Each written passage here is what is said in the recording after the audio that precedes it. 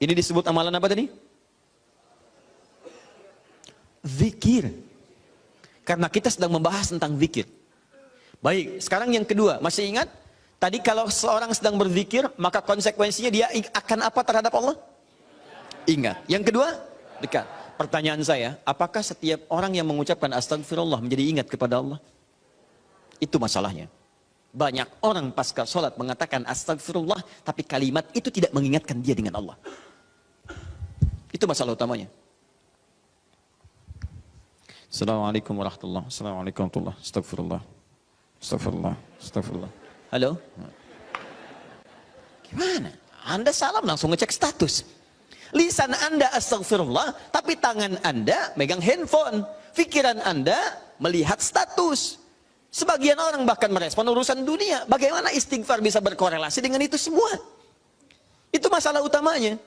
Jadi semua kalimat ini ketika diucapkan bingkainya adalah zikir. Mampukah Anda mengucapkan istighfar ini yang langsung mengingatkan Anda dengan Allah Subhanahu wa taala? Ini poin besarnya. Nah, tahan. Saya berikan rahasia besar dulu di sini. Kenapa Anda mesti mengucapkan kalimat ini? Buka Al-Quran surah ke-71. Surah apa itu? Surah apa? Nuh. Bukan Al-Ma'arij. Al-Ma'arij 70. Ayat 10. Kalau mau dari ayat 9-nya sampai dengan 13. Kemudian saya kotaki ayat 10-nya. Nih, 10-nya saya kotaki di sini. Ini yang pentingnya. Awas, awas. Nabi Nuh alaihissalam berdakwah kepada umatnya. Berapa tahun? 950 tahun. Masya Allah. 950 tahun berdakwah kepada umatnya. Bahkan dakwanya terang-terangan juga sembunyi-sembunyi. Pelan dan silent. Ya, ada yang silent, ada yang terang-terangan. Kencang.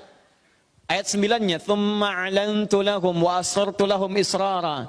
Aku berdakwah kepada mereka kadang terang-terangan. Dengan kencang, sampaikan dengan terang. Tapi kadang juga aku sampaikan dengan pelan, dengan silent. Ada orang-orang yang memang secara pelan aku sampaikan halus, sesuai dengan tipikalnya. Ada yang langsung aku sampaikan keterangannya dengan seterang-terangnya. Tapi tahukah Anda, selama 950 tahun berdakwah itu, yang terang-terangan, yang sembunyi-sembunyi, kalimat pertama apa yang dimintakan Nabi Nuh kepada mereka? Perhatikan ayat 10-nya. Faqultu astaghfiru rabbakum innahu kana ghaffara. Rahasia pertama. Perhatikan baik-baik. Kalimat pertama yang disampaikan Nabi Nuh alaihissalam kepada kaumnya. 950 tahun. Masya Allah. Lihat baik-baik. Baik terang-terangan, baik dengan sembunyi-sembunyi, pelan-pelan, ataupun jahar. Apa kalimat pertamanya? Faqultu astaghfiru rabbakum. Aku katakan pada mereka istighfar kepada Rabbmu. Istighfar, istighfar. Ini. Nah, ketika Nabi Nuh mengatakan istighfar pada Rabbmu, istighfar pada Rabbmu. Apakah kalimat Qur'annya berhenti sampai sini? Tidak. Teruskan ayatnya. Innahu kana ghaffara. Rahasia istighfar yang pertama, satu. Allah akan turunkan minimal sifat ghaffar kepada hambanya. Nanti kita lihat. Apa itu ghaffar? Belum tentu. Belum tentu, tidak seperti yang Anda bayangkan. Allah punya sifat ghafir, tapi kenapa yang muncul ghafar di sini? Buka Quran misalnya surah Ghafir, Fussilat surah ke-40, ayat yang ketiga.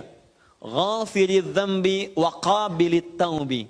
Allah mengampuni dosa seorang hamba. Ketika mengampuni dosa, kalimatnya menggunakan ghafir. Ghafirun, ghafiridz dzambi. Tapi kenapa Nabi Nuh menyebut dengan kalimat ghafar? Faqultu istaghfir rabbakum innahu kana ghaffar. Kenapa ghafar bukan ghafir? Satu, nih. Dua, teruskan ayatnya, ayat 11. Yursilis samaa alaikum midrara. Dua, orang yang sering istighfar, istighfar, istighfar, istighfar, maka Allah akan turunkan keberkahan lewat curah hujan yang lebat. Curah hujan, hujan yang berkah. Masya Allah. Ada hujan membawa berkah, ada hujan membawa? Bukan. Bukan, hujan tidak pernah menginginkan banjir. Hujan itu hanya membawa air. Baik, yang bikin banjir itu Anda yang tidak bisa mengatur airnya. Itu persoalannya. Jalur air dibuat bangunan. Air itu kan sederhana, dia hanya mencari tempatnya, dia meresap sesuai dengan tempatnya. Cuman Anda tidak menempatkan air sesuai dengan tempatnya. Itu masalahnya. Tapi ini beda. Ketika turun, airnya membawa keberkahan dalam kehidupan. Itu lain. Itu lain. Nanti saya berikan rahasia setelah ini. 3. Teruskan. Wa yumdidkum bi amwalin wa banina. Masya Allah. Ya istighfar, istighfar, istighfar. Ketika kamu istighfarnya benar kepada Allah, wa yumdidkum bi amwalin, maka Allah akan melimpah ruahkan harta benda Anda. Ya. Meluaskan harta. Banyak. Amwal bukan mal. Wa banina, bahkan keturunan. Teruskan. 1, 2, 3, 4 keturunan. Allahu Akbar. Lihat faedah istighfar. 5. Wa yaj'al lakum jannatin. Dan Allah akan limpahkan kepadamu kebun-kebun yang indah. Awas jangan dilihat kebunnya. Karena kalau Anda lihat orang-orang Arab pada saat itu, mereka emas sudah banyak, Bu. Emas banyak, walaupun masih banyak di Indonesia. Ada Mas Asep, Mas Johar, Mas Sodia. Ya, tapi wujudnya beda, ya, wujudnya beda.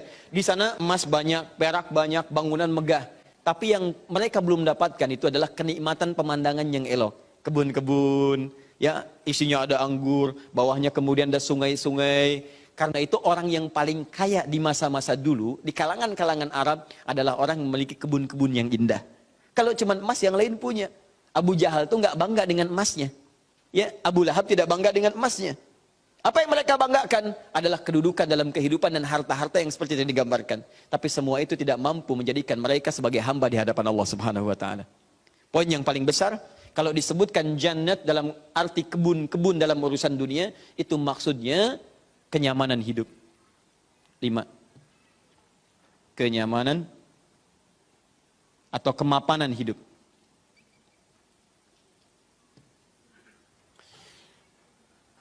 Wa yaj'al lakum anhara, kenikmatan hidup.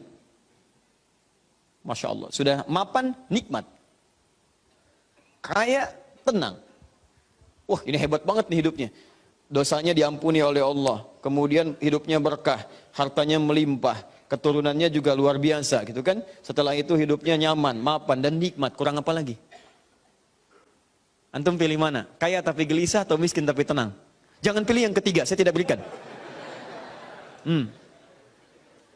Nah, tahan sebentar. Lihat sini. Jadi ketika Anda diminta istighfar, astagfirullah, astagfirullah, astagfirullah. Ternyata di antara esensi kalimat istighfar itu bukan kalimat biasa. Anda mampu mengucapkannya dengan baik, maka Allah turunkan kemuliaan lewat lisan Nabi Nuh itu. Faqultu astaghfiru rabbakum innahu kana ghaffara. Yursilis samaa 'alaikum midrara wa yumdidkum bi amwalin wa banina wa yaj'al lakum jannatin wa yaj'al lakum anhara. 6 kemuliaan bagi orang yang sangat senang beristighfar kepada Allah Subhanahu wa taala. Tapi ini masih urusan dunia. Akhiratnya belum selesai. Pilih mana? Miskin masuk surga atau kaya masuk neraka? Miskin masuk surga. Kasihan. Kenapa tidak kaya masuk surga? Ya itu pilihan dari saya. Ya. Ini pilihan dari Al-Quran. Saya kan tidak mengatakan jangan pilih yang ketiga. Itu yang pertama tadi. Ya. Lihat sini, ini jaminan kehidupan dunianya, mana akhiratnya. Ya Allah, kalau cuma dikasih dunia saya tidak mau. Jangan-jangan saya dunianya bahagia, akhiratnya nestapa. Maka adakah faidah dari istighfar atau kehidupan akhirat saya? Kamu mau minta surga yang mana? Orang-orang surga biasa, saya berikan pada pelaku istighfar surga seluas langit dan bumi. Quran surah ketiga ayat 133. Ayat 133, paling kanan sebelah atas. Lihat, di sini hidupnya lapang, di sini surganya seluas lapangan. Lapangannya apa? Bukan lapangan dunia. Perhatikan lapangan akhirat. Wasari'u ila maghfirah. Bergegaslah Anda untuk memohon ampunan Allah. Maghfirah, turunan kata dari istighfar, minta ampun. Bukankah istighfar minta ampun? Ayo cepat, bergegas, rajin, cepat. Orang yang rajin istighfar, cepat istighfar. Lihat, wa jannatin arduhas samawati wal ard. Maka kami akan sediakan harapan baginya, menyediakan tempat kembalinya surga seluas langit dan bumi. Dan digolongkan ahli istighfar sebagai orang-orang yang takwa. Uiddat lil muttaqin, kami siapkan untuk orang takwa. Siapa orang takwa dimaksud? Awal ayatnya, wasari'u ila maghfirah. Surga. Seluas langit dan bumi. Masya Allah. Silakan kalau mau kopro, berhenti di mana tuh? Ya.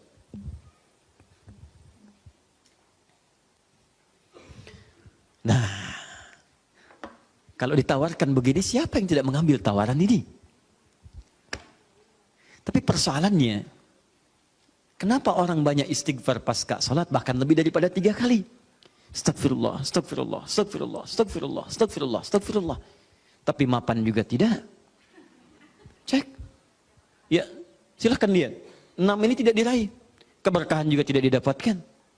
Dan seterusnya. Bahkan kemarin di Bekasi itu ada yang terlihat, kami lihat di CCTV itu. Khusyuk pasca sholat. Kayak orang menangis. Astagfirullah, astagfirullah, astagfirullah. Sudah tenang, lihat kanan kiri, itu tas orang dirogok begini. Kok bisa tuh? Astagfirullah lagi ibu juga. Ya? Apa yang salah?